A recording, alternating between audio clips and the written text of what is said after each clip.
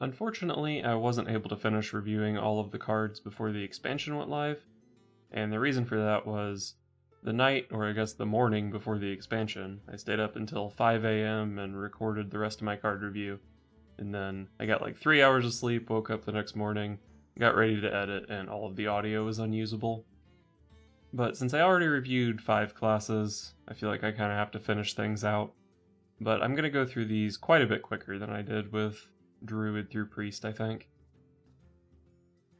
First we have Daring Escape. Man, this card would have been sick in Quest Rogue, right? But I can't really picture a current deck that would play this. The best current contender is probably Pogo Rogue, but I think Pogo Rogue is better off shuffling the Pogo Hoppers into the deck rather than bouncing them into your hand. They have access to like the Scheme and Lab Recruiter, and I just don't think this is the best synergy for that deck. And otherwise, I don't think Rogue has access to the Battlecry and combo stuff to make this work. Next up is Evil Miscreant, which when it was first revealed, I thought I was going to give a pretty positive review to, because I do think that getting lackeys in your hand is pretty good. I think the 3-5 or the 3-mana 1/5 stat line that this has been pretty widely criticized for actually uses the lackeys pretty well. You can evolve it or give it +1 attack and rush, or deal 2 damage to clean up whatever you do combat with.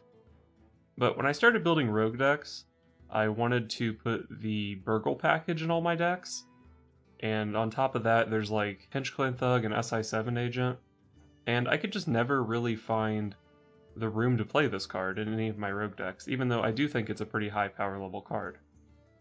So I'm going to give it 2 stars just on the basis that I think it's hard to find room for it. Next up is Hinchclan Burglar. I think this card is pretty reasonable on its own, just 4 mana 4/3 discover a thing, but the important parts to consider are that it's a pirate, so it has synergy with both Hooktusk and Raiding Party, and I expect one of those two to be the best rogue deck going forward. And it's also, I think, the best activator for the Burgle package, which I also think the best rogue deck going forward is going to play. So it's a pirate, it does Burgle stuff, it's pretty efficient. I think it's going to be in a lot of rogue decks. Next up we have Vendetta, which is the major payoff card for the Burgle synergies. It's just extremely efficient if you're holding a card from another class. 0 mana deal 4, it's sick tempo, it works with like Gadgets and Auctioneer. I mean, you'd play 0 mana deal 4 to a minion in any deck. Like, look how good Backstab is. This is like twice as good as Backstab. Very good card. And then to go with the Vendetta, we have the Underbelly Fence, another part of the Burgle package, Totem Golem with Rush. I do think it's going to be hard to use it on curve, because if you're using it on curve, you need to be playing like Pilfer, and I think any rogue deck outside of like a Gadgets and Auctioneer deck is not willing to play Pilfer. But you have enough activators, and this is still, like, you just play it as a River Croc on turn 2, or it's like super broken any point later in the game. So I think between this and Vendetta, and the new support from Hinchclan Burglar, I think the Burgle package is going to be in pretty much every successful rogue deck going forward. Togwaggle's Scheme.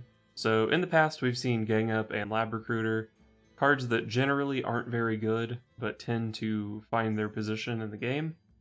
With Lab Recruiter it was Quest Rogue, with Gang Up it was Cold Light Oracle decks. And I can see this also finding its position, like very specifically, maybe like in the Specialist format, you sideboard this in so that you don't lose to Control Warrior with your mid-range or tempo deck or whatever. Or maybe in Pogo Rogue, but I don't really expect Pogo Rogue to be that good. Generally probably not a very powerful card though. Next up we have the Waggle Pick. The Death Rattle on this card is pretty interesting. You cast Shadow Step randomly on one of your minions. That can be an upside with like the lackeys that we're getting in this set. It's good with High Spare and Togwaggle because you can get another treasure, bounce a Leroy and smack the opponent. But in general, I do think the Death Rattle here is a downside, particularly with Hinchclan Thug. So I don't really expect this card to see too much play. There is some talk about using it in Raiding Party decks, but I think Necrium Blade is going to be better in that deck, just because, like I said, the Death Rattle in this card is kind of awkward. You don't care about the Death Rattle in the Necrium Blade, it's just a replacement for Shadow Blade, which had the same stats. Unidentified Contract. So 6 mana destroy a minion, and then it has all these bonus effects. I do like getting coins in my hand. Sometimes summoning a Patient Assassin is okay. But in general, I think this card is pretty overcosted, especially when Rogue already has access to Sap and Walk the Plank, and even like Vendetta is a competitor against this card. So probably just too expensive. Heist Baron Togwaggle, I'm going to give this guy the most hesitant 2 stars of my life. Mainly the reason I don't want to play this is because I think it's too difficult for Rogue to generate lackeys. They of course have the Evil Miscreant, which I think on its own is a pretty good card. But beyond that, you have to play the neutral card, the Evil Cable Rat, which is a 2-mana 1/1, and I don't want a 2-mana 1/1 anywhere near my deck, especially since Rogue is typically pretty tempo-oriented. And speaking of tempo-oriented, this is a very slow card. Your opponent's never going to let a lackey live, so this is basically a 7-drop, because you have to play the lackey in the same turn. And a 7-drop for any form of like tempo or aggressive rogue I think is just too slow. And really even in Miracle Rogue I think this card is pretty slow. At this point in the game you can be popping off with Gadgets and Auctioneer to dig for Leroy and Eviscerate and that kind of stuff. So I think the card is a bit too slow. I think it's a bit difficult to generate lackeys. But I do concede that the battle cry of choosing a Fantastic Treasure is absolutely insane, and the card could be like the best in the format. Tack Noswhisker. So this is a big value generating idiot for Rogue, which has typically not been good in the past. Obviously has some good synergy with the scheme, or you can like prep out an Academic Espionage, but I think Rogue is going to be a lot more successful with tempo-oriented strategies. So to reflect, I think you put the Burgle package in every Rogue deck. Some form of Pirate Rogue, whether it be Raiding Party or Hook Tusk, is probably going to be the best Rogue deck going forward. So moving on to Shaman, and let's just get straight into it. The first card up is Mutate. I don't think this is an exceptional looking card, but it is a 0-mana spell, so you can't ever write those off. They tend to see a lot of play. They have synergy with things like Gadgets and Auctioneer, or for Shaman in particular, there's Bog Shaper. You can try to do like Violet Teacher stuff if you want. But there's also just like Spirit of the Frog. This has synergy with Zentimo. It's good with just big Battlecry, or like small Battlecry minions. Things like Defender of Argus, Former Champ, that kind of stuff is good. Or you value trade with your Walking Fountain and then mutate it up into a 9-drop. Or sometimes you miss your roll with Muck Morpher and mutate that thing. I don't think it's an exceptionally powerful card, but I definitely think it's the kind of thing that you can play and get decent value out of. And it's also going to be like one of the best cards you can get off Hagatha because it's easy to dump and get out of your hand. Next up we have Walking Fountain. I love this card, I think it's super sick. Compare this to like some of the really sick Deathstalker Rexar zombies. It's a giant thing with Lifesteal, Rush, Wind Fury. That's just really strong. You can pull it out early with Eureka, you can pull it out early with Muck Morpher, and I'm expecting that to be the face of Control Shaman going forward. Eureka, Muck Morpher, Walking Fountain, Ziliax, Alakir, that kind of stuff. So I really like this card, and I think it's going to be pretty powerful. Also pretty powerful, Soul of the Murloc. So Murloc gets, or Shaman rather, gets a lot of really broken Murloc stuff this set, and I think this card is good in that deck. The most important thing for Murlocs is to just not lose board, and this obviously helps you keep board. We've seen that with Soul of the Forest and Druid. Now, one drawback of this card is that it's kind of slow to just play a 2-mana spell that doesn't immediately do anything in a super aggro deck, which Murloc decks have tended to be, but aggro Shaman, or Murloc Shaman, might not be a super aggro deck, because they have access to like Ghostlight Angler, Underbelly Angler, Hagatha. Those are all things that can take you pretty late into the game, and I think this card fits pretty nicely in a deck like that. Also fitting nicely in that deck is Sludge Slurper. It's an extremely efficient Murloc, but beyond that it's just an extremely efficient 1-drop. It's a 1-drop that basically draws you a 2-drop since you're overloaded for 1, but you play the Lackey for 1. It also has synergy with like Thunderhead and Lickum. So I think pretty much any Shaman deck that wants a 1-drop, so not your Muck Morpher decks obviously, but pretty much every other Shaman deck is just going to play this card because it's so efficient. Underbelly Angler, the card that in my opinion will pull Murloc Shaman together if it is a deck. A 2-mana 2/3 Murloc is already pretty reasonable, just because you need so many Murlocs and need them to be in play. But this thing can give you like infinite value essentially. It feeds itself similar to like a Gadgetzan Auctioneer. Just an incredible card. It's like exactly the kind of thing that could make Murloc Shaman a thing. Next up is Hagatha's Scheme, so this is the Volcano replacement.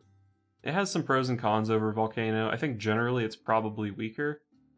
Volcano is really good at dealing with like super wide or super tall boards, and Hagatha's Scheme, it definitely takes a lot of time to start dealing with the super tall boards, but it can deal with the super tall and super wide boards at the same time, given enough time to build up value. It also doesn't have Overload, which is pretty unique for a Shaman spell. Sometimes you're like trying to set up for a Shudderwalk turn, but then your opponent does something and you have to Volcano, which means that you're skipping your Shudderwalk this turn and next turn. And with Hagatha's Scheme, you don't really have that problem. And because you can play 2 of these alongside 2 Lightning Storms and Hagatha the hero card, you have a lot of AoE in your deck. So in the situations where you like top deck this and it's not going to be very good for a few turns, hopefully you have access to one of your other AoE cards, and then this, a few turns later, you can cast it and it'll be pretty good. So all around, solid card. If you're playing a slow Shaman deck, you're definitely going to be playing this. Witch's Brew. Just like Hagatha's Scheme was kind of a replacement for Volcano, this seems like a Healing Rain replacement. It's a bit less efficient than Healing Rain, but it's also pretty comparable to Forbidden Healing, which was a card that saw a lot of play in Paladin. And just in general, cards that can heal for a lot tend to see play. Because when you're up against Zoo on turn 8 or something, it doesn't really matter. Like if you're just trying to get out of Soulfire range, it doesn't really matter how efficient the healing is. All that really matters is that you have access to some amount of healing, and this is some amount of healing. Now I'm giving it 3 stars instead of 4, because I'm all in on Walking Fountain being the face of Shaman, and if you're playing double Walking Fountain and Ziliax, maybe you don't need to play this card as well, but on its own I think it's quite good. Muckmorpher, so I've referenced it a few times. I think this is going to be the face of Shaman going forward. You get a Walking Fountain, Ziliax, Alakir on turn 5 against aggro, or for value you can pull like Ysera or Big Bad Archmage or something like that. I just think this card is very good at what it does, and what it does seems like it could potentially be very powerful. This is my pick for maybe like one of the most defining cards that Shaman got this set, unless Murloc Shaman is like totally nuts. Speaking of Murloc Shaman, we have Scargill, but unlike the other Murloc cards, I think this is actually relatively weak, but it's still a playable Murloc, and you need like every playable Murloc you can find in your Murloc Shaman deck, so if there's a Murloc Shaman, I expect this to be in it. It does have some specific synergy with the Underbelly Angler, because you just get to just keep playing everything you hit for 1 mana, and it really helps you in going infinite going into the late game. But I don't think the card is nuts. Like if you just play it on turn 4, it's not great. But they do have to answer it, and it has a powerful enough effect, and it's kind of hard to find like big chunky Murlocs, which this kind of is. Finally, we have Swamp Queen Hagatha. So I think this is a pretty powerful card. You lose a lot of tempo playing a 7 mana 5/5, but your Horror that you play the following turn is going to help you pick up on that tempo, hopefully. It also has really good synergy with Shudderwalk to get a ton of value, but I'm all in on the Muckmorpher deck as the face of Control Shaman, and this card is a terrible Muckmorpher target, so I'm not going to put it in my Shaman decks. High enough power level to see play though, I would say. So Shaman going forward, pretty straightforward. I'm looking at Muckmorpher decks and Murloc Shaman decks. I also think there's some potential of just a more generic like Overload Shaman with Lickum, Thunderhead, Unbound Elemental, purely because of the efficiency of Sludge Slurper. One of the problems with that deck is you just didn't have enough Overload stuff, and maybe you do now. On to Warlock. So first card we have Aranasi Broodmother. I think this card is very good. Warlock is losing a lot of their healing with Spellstone and Death Knight, and even like Shroom Dark Pact, and I think this is a pretty efficient heal. So the reason I like this card so much is that you don't ever have to actually spend mana to get the healing out of it. And we've seen, like, compare Patches to Stone Tusk Boar, or compare Baku to Justicar. The effects are just so much more powerful when you don't have to actually pay mana for them. And not to compare this at power level to those cards, because obviously you didn't really have to draw those cards either. You do still have to draw this. But the point is getting something for 0 mana, and then you still have like a thing behind it. It's not just a wisp or something. You can play a 6 mana 4/6 taunt. It's not like the worst thing in the world. And you can even tutor this with Sense Demons if you really want to find the healing. So I think slow Warlock decks are looking for healing, and I think they'll play this card. Reform Scheme. So there's a lot of token and imp synergy and stuff like that, but I am not going to be playing a card in my Zoo deck that I can't play the turn I top deck it with my life tap. Evil Genius, I think, is a pretty good card for the Zoo decks. It looks like they are going to be token-oriented going forward, despite my negative review of Reform Scheme. And this works very well in a token-based deck. Not only because with its battle cry you want to be destroying some like random little 1-drop or a Scarab Egg or something, but the lackeys are effectively token minions, right? It's just cheap little 1-mana 1/1s. They get value when you play them, and then you can sack them for Grim Rally or whatever. So it just seems like a very good card in that kind of deck. My only reservation with this is maybe between 2 of these and 2 Grim Rallies. That's too much sacrificing. Like, you obviously need stuff in play for either of these to be worth playing, and if you're sacrificing too much stuff, you don't have stuff in play.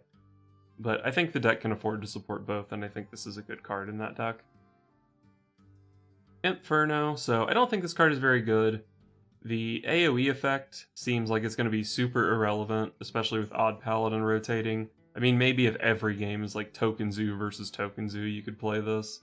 But even then, the buff on it is only affecting your demons, so not your Argent Squires, or your Evil Genius, or your lackeys, or your Scarab Egg, or any of that kind of stuff.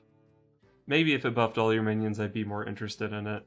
But I think it's just overcosted. Neither of the effects are super appealing, so I don't like it too much. Eager Underling, I also don't like this card too much. It does have some good synergy with Evil Genius and Grim Rally to, you immediately sack it, get the Death Rattle, and then hit your opponent in the face. But I think it just costs too much mana. You can't really just play it on its own, or else your opponent can just kill the rest of your board and then kill this, and then it was just a 4-mana 2/2. And I think the Token Zoo is going to be extremely low curve. It might just straight up not play any 4-drops, so I don't like this card too much. Plot Twist I also don't like too much. On the surface, it's just kind of like this desperation, my hand isn't useful, so let's try to get a new hand. But Warlock can already just kind of life tap into better cards. They always tend to have a full hand, and if you have like an 8-card hand in Warlock and none of your cards are good enough, like that's a deck building problem, not a Plot Twist problem, I think. The only way I think this might see play is that there's a Mechathune combo with this, and I think with a lot of OTK decks rotating, maybe Mechathune Warlock could be relevant, but I'm not even convinced that that version of Mechathune Warlock is better than just like Galvanizer Mechathune Grim Rally. So I'm not super excited about this card, but maybe you put it in the Mechathune Warlock deck anyway as just like a backup plan, or as some synergy with Solarium, because you can like draw 3 and then the Plot Twist effectively makes the card draw permanent. Darkest Hour is a really awkward card. You're needing to put like a bunch of stuff in your deck to recruit, but you also need small stuff to sacrifice to recruit. So you can really only be playing this with like Reform Scheme or Fiendish Circle or something like that. And even then that's like a 9-10 mana combo that just gets beat by Equality Consecration or whatever. So I don't really see a home for this card, but maybe you can make some sick stuff happen. Jumbo Imp. So I think the downfall of this card is that it has to be in your hand to get the discount when your friendly demons die. If it was just like if it was like a Mulch Muncher, which just cares about how many died throughout the game, I'd be a lot more interested in it. But having to have it in your hand, it's similar to Reform Scheme in that if I life tap into this on turn 6, I can't play it. So I'm not interested in having it in my Zoo deck. It also competes pretty directly with Sea Giant, which I think might just be better. Archvillain Reform. I actually like this card a lot. You can play it as the top end in a Zoo deck, so if you happen to get to turn 7, You just throw away all your small stuff and turn it into big stuff, pretty similar to how Odd Paladin played Prince Liam. I think you can also play it in a control Warlock deck that plays a ton of removal, and then in the matchups where you don't need all that removal, you just get some legendaries. So it seems pretty good in a couple different archetypes. It's also just a 7 mana 7/8 taunt, which compare that to Lich King, which sometimes is just an 8 mana 8/8 taunt. This is even better in that regard. And also this just seems like a really sick card in the specialist format, even if you don't want to put it in your main deck. It definitely has some uses in that format, so solid 4-star card. Finally, we move on to the Fell Lord. So I don't like this card that much. You just like play it on turn 10 and life tap. I just don't think that's good enough value. The obvious synergy printed in this set is with Plot Twist, so you can make like a ton of big things with Rush that like clear your opponent's stuff. But they all die at the end of the turn, so why don't you just play Twisting Nether or something? I just don't really see a good home for this card. So Warlock I think got a lot of garbage, but I like the Broodmother a lot in Control, I like the Evil Genius a lot in Zoo, and I like Archvillain Reform potentially in both of those. So I think Warlock might do okay going forward, and there is still some hope for a Mechathune combo deck as well. Moving on to Warrior, we start with Improve Morale. So my problem with this is Control Warrior can use the 1 damage ping to activate like Execute or Devastate or whatever, but I don't think it really uses the Lackey that well. And then like Rush Warrior, which probably would use the Lackey pretty well, typically doesn't play Devastate or Execute or any of that kind of stuff, so they can't really use the 1 damage very well. The card just seems like very awkwardly positioned, and it's kind of a low impact card, so I don't expect it to see too much play. Dr. Boom's Scheme. So this card is pretty terrible at a glance. Compare it to like Branching Paths or something. You have to wait a really long time before this looks playable. But potentially in a super fatigue-oriented game, you could play this to gain like 40 armor or whatever. But it looks like going forward, Control Warrior games probably aren't going to be going to fatigue like that. You've got all this bomb stuff out of Blastmaster Boom. You have the hero card, Dr. Boom Mad Genius, so you're never really running out of resources. And if fatigue is like really a thing, everyone can also just play Archivist Elysiana. So I don't think just pure fatigue, like 10 damage fatigue ticks, are really going to be a thing. And even in the specialist format, I think this card is pretty sketchy looking. Vicious Scrap Hound looks like a 2 mana 2/2 to me. You can of course magnetize some stuff to it and gain a bunch more armor. But the stats are too low for Tempo Warrior, and as a Control Warrior, it's just a 2 mana 2/2. Like, you didn't play Plated Beetle in your Control Warrior, I don't think you're going to play this thing. Sweeping Strikes actually looks like a pretty good card to me, especially when you consider all the rush support that Warrior has. We've seen with like rushing Cave Hydras off Deathstalker Rexar that this sort of effect can be very powerful. But when you consider that Warrior has Warpath, Brawl, Super Collider, Dynamatic, I don't know if there's really a Warrior deck that's super interested in playing this card. Although I think Big Warrior could potentially maybe look at playing a copy of it. It also plays pretty nicely with Super Collider, because the positioning for those two cards is completely different, and if the opponent plays around one, they can get punished by the other. But I'm still a little skeptical of it. Dimensional Ripper, so you compare this to like Gather Your Party. It's more efficient, just 10 for 2 instead of 6 for 1, and also generates copies. One of the problems with a Recruit Warrior deck is that you recruited your stuff, your opponent dealt with it, and then you're out of stuff. This thing lets you pull the stuff out of your deck, and then after they deal with it, they still have to deal with it again once you draw it, and I think that's a huge buff to this sort of Warrior deck. Also, it seems like OTK decks are on their way out, and this sort of strategy just in general is better when you can actually get to turn 10 and not get OTK'd. So I actually think this card looks pretty powerful. Clockwork Goblin. So in general, I think Blastmaster Boom is probably going to be a very good card, and I think you're going to want to try to support it. But I don't think Clockwork Goblin on its own is a very good card. The stats are too low for tempo, it's a 3 mana 3/3 in a Control Warrior deck. Neither of those seem very appealing. But I think you might be required to play this just to support Blastmaster Boom. I'm hoping that you can get away with just playing a couple copies of Wrench Caliber, but I think I might be required to play this card. So as unhappy as I am to play it, I have to give it 3 stars because I'll probably have to play it. Wrench Caliber is to me the much superior bomb generator. It gives you 2 bombs in 1 card, which makes it look a lot better compared to the Clockwork Goblin, even if a 4-mana 3/2 weapon is pretty sketchy. Like I said, I think Blastmaster Boom is going to be a good card. I think the deck that plays Blastmaster Boom 100% plays 2 copies of this, and as a result, I expect this card to see play. Omega Devastator just looks like a very good card. If you look at it on turn 10 when the condition is fulfilled, you deal 10 damage to something, that's a ton, and then you still get a Chillwind Yeti behind it. Or if you're playing Control Warrior against some sort of OTK deck or some sort of like Quest Rogue or something, you can just play this thing on curve and try to beat him up, which is very valuable in Control Warrior, since it typically just can't win those matchups otherwise. So this card looks very good. I think it might even be worth looking at like slowing down Rush Warrior so it can play this card. Just very efficient card. Blastmaster Boom, I've already referenced him a few times, but I think he looks very good. I think Dr. Boom would probably see play going into this meta, and this thing obviously can summon up to 4 more Boombots. I think the thing that might hold this back is that Control Warrior doesn't necessarily use the damage very well if the Boombots just go face. But we saw in like the way past, Control Warrior used to play like Ramesh and Alexstrasza, and that would definitely be a way that you could use this damage. You just Alexstrasza them, and then when your 6 Boombots go face, they probably die. Or they're at full health and you hit them with a bunch of Boombots and then Grommash can just finish them off. I think that sort of warrior deck would definitely be interested in this. And I even think more like tempo, mid-range oriented warriors could look at this as a top end, if you could get away with just playing a couple copies of Wrench Caliber.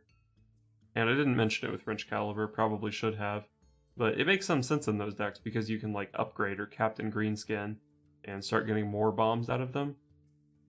So I think this card is definitely worth looking at in Control and maybe even in more aggressive decks.